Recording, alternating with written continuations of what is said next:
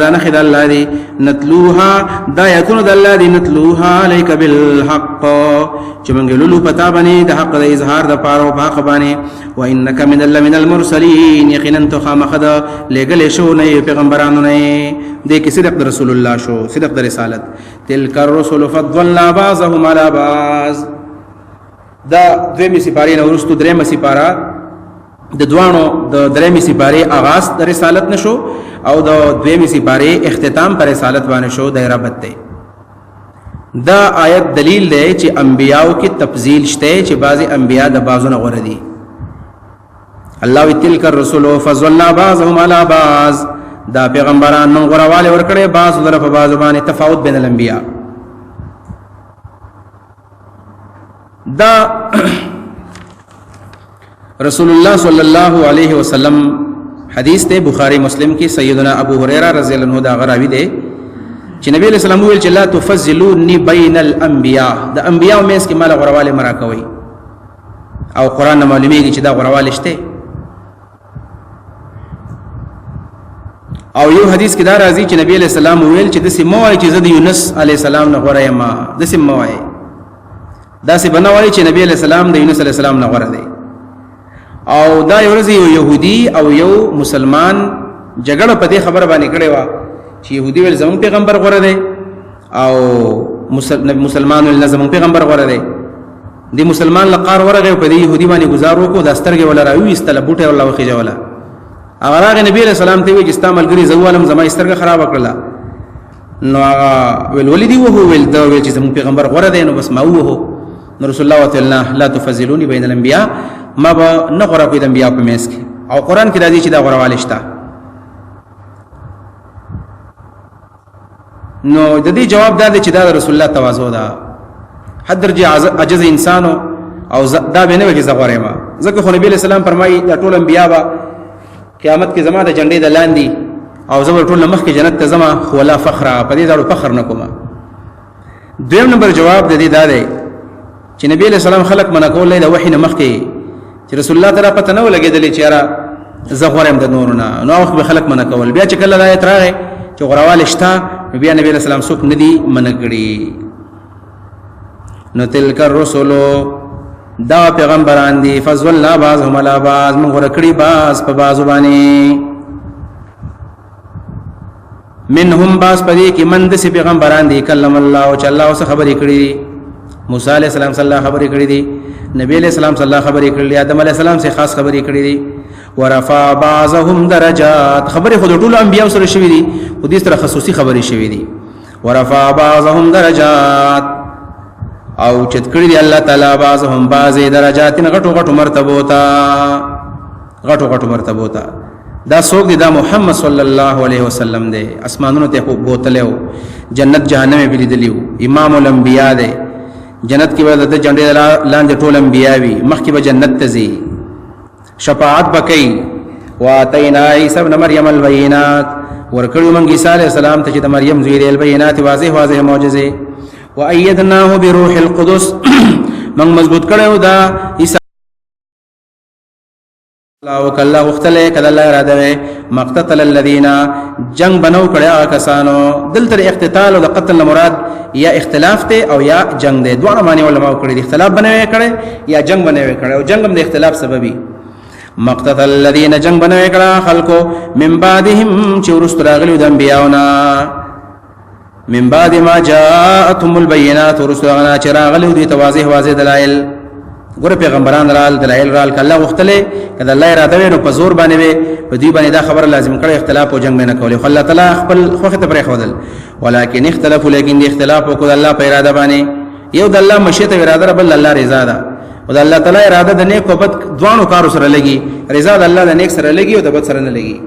نو فمنهم من امن باس فکی اغدی چی مان راوړو ومنهم من کفر بازی اغدی چ کو پرې وکو ولو شاء الله کلا مختله مقتتلوا جنگ بینو کړه ولکن الله لكن الله يفعل كما كان يريد چله غړي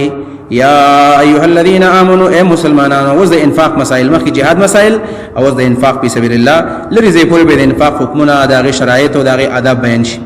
یا ایها الذين امنوا اي مسلمانانو انفقوا خرج کئی مال مما ده غنا رزقناکم چې موږ تاسو له درکړي دي فرض زکات دی او کنفل صدقې دي من قبل مخیات چراب شی یوم یورز لا بیع فيه ولا خلة لا بیع فيه نبا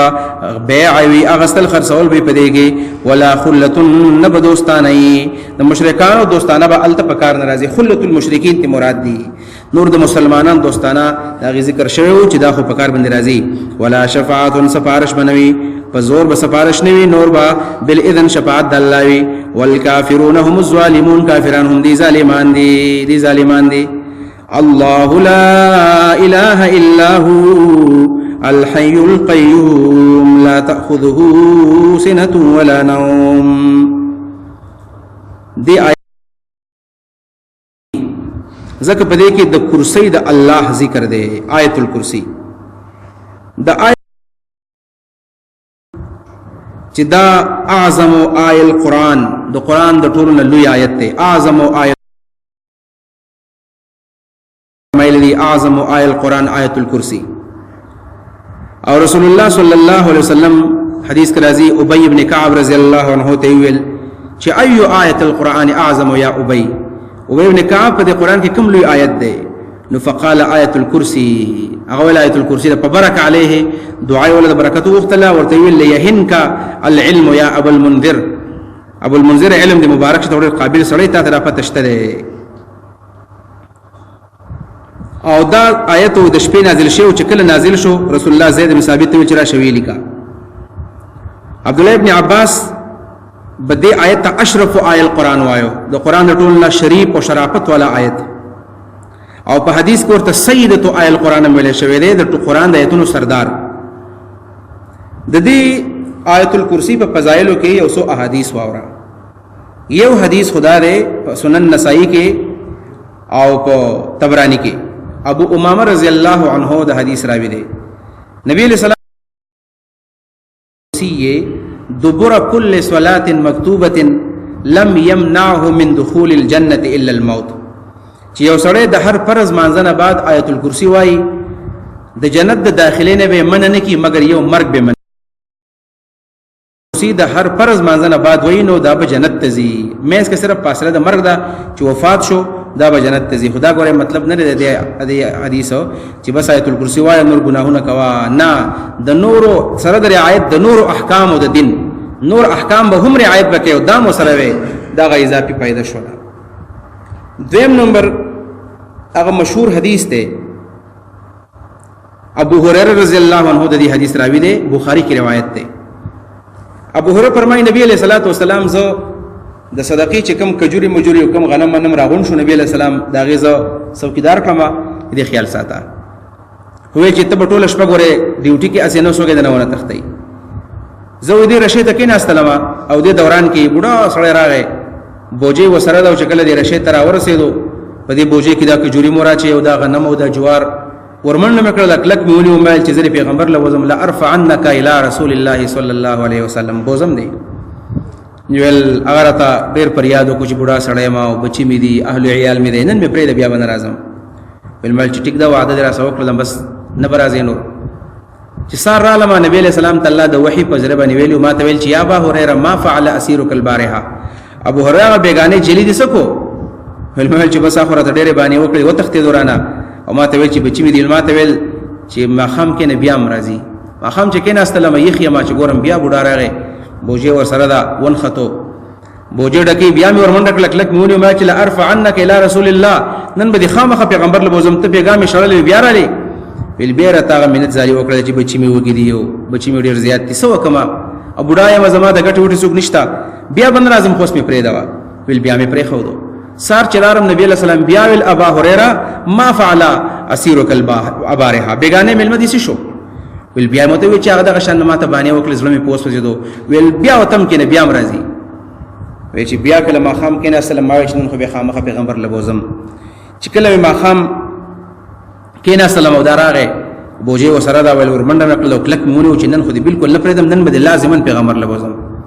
ویل ډیر ویل چې بچی مچ مال چې نه سم نشته نن دې بوزم نبی علیہ السلام یا ته ویل چې زبته یو خبره وکما او ستا ډیر زیات په خیر باندې راشي او ما پرېدا دغه کلمه ورته وخم ویل ما چې سره ته ویل دایره ته ویل چې کله ماښام وده کېږي اذا اویت الی فراشک، کله چې ماښام بسترې له راشي او ته وده کېږي نو ته آیت الکرسی وایا. او فانه لا یزال علیک من الله حافظ، ستا دپاره به د الله د طرف نه محافظ راشي، ستا حفاظت به کوي. او ولا یقربک شیطان حتی تصبح، ستا خواله به شیطان نه راځي حتی چې سبا کې، سبا پورې به شیطان ستا خواله نه راځي. ما ډېره ښکلې خبره راته وکړه، ورالو نبي علیه السلام ته خواله وی چې هغه څنګه چلې میلمه دې څه کو بېګانې، ول ما ورته چې د الله نبي خو بېګا مې ونیو، خو یو ناشنا غونې خبره راته وکړله نو په دې وجه مې پرېښودو. ویل چې څه ویل؟ ما ورته ویل چې ما ته داسې وویل چې که تا آیت الکرسي وویله نو ستا خواته به د الله له طرف نه حافظ راځي، حفاظت به دې کوي، شیطان به دې خواله نه راځي. وی نبی علیه السلام ته ویل چې صدق الخبیث چې دې خبیث رښتیا ویلي دي، خو هو کذوب نو په خپله باندې غټ دروغجن دی. دې خبیث رښتیا ویلي دي او په خپله باندې دروغجن دی، او دا خو شیطان په خپله باندې راغلی و، دا شیطان ته ویلي دي چې آیت الکرسي وی، شیطان به دې خواله نه راځي. نو دا ډېر لوی فضیلت د دې صورت دی، دې آیت دی چې د دې په وجه باندې به د انسان حفاظت الله رب العالمین کوي. دا آیت الکرسی دا نو په دې آیت الکرسی کې لس جملې دي او په هر جمله کې ځان موضوع بیان شوی ده، لس جملې ځان موضوع ده پکې. او وسره په دې کې د الله تعالی 14 نمونه ذکر شوی دي. 14 نمونه هغه ظاهر دي او څه په اسم ضمیر باندې ذکر شوی دي. یو نوم دی الله، بیا دی هوا ضمیر 2، الحی 3، القیوم سلور، او لا تأخذه کی دا هو ضمیر 5، او له ما فی السماوات کی له شپږ، او بیا عنده کی دا هو ضمیر دای وو، الا باذنه کی هو ضمیر دای اتا، یعلمو کی هو ضمیر دای نها، او من علمه کی دا هو ضمیر دای لس، الا بما شاء کی دا شاء کی هو ضمیر دای ولس، وسع کرسیه کی هو ضمیر دای دولس، او ولا یؤوده کی هو ضمیر دای دیارلس، وهو او دای سوار لسو، العلی دای پنزلس، العظیم دای 14. دا 14 نمونه د الله دی. نو آیت الکرسی کې ډېر په لږ وخت کې د الله 14 نمونه ویل کېږي او د الله نمونه باندې وسلم جایز ده، نو لہذا سوالم قبلي. اوس دې جملو وضاحت ته ګوره. الله لا اله الا هو، نشته بل معبود مگر دا یو الله. توحید د الوهیت شو، عقیده به بیان شو، دې کې د الله صفت د الوهیت شو.